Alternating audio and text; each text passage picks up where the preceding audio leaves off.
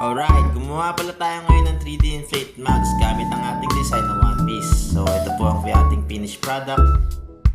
Dalawa lang piraso kasi wala po tayong stock.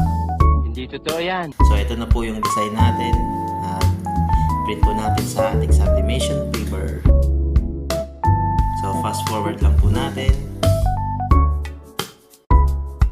And then ito po siya, naka 60% brightness na additional po tayo yan gamit ang Photoshop. Tapos secured po natin ng thermal tape. Sa machine po natin is 350 degrees Celsius. Wait lang po natin na magkaroon siya ng init. And then ita-timer natin siya ng 120 seconds. Ito na po ang output natin na dalawang mugs. Bali naka-size po siya ng 3.8 by 8. Naka-wrap around.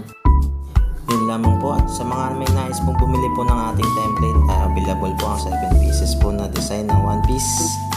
PM nyo lamang po ako sa aking page or sa aking personal account, Ace Alejandro or Print Hype Printing Services. Yun lang po. Maraming salamat.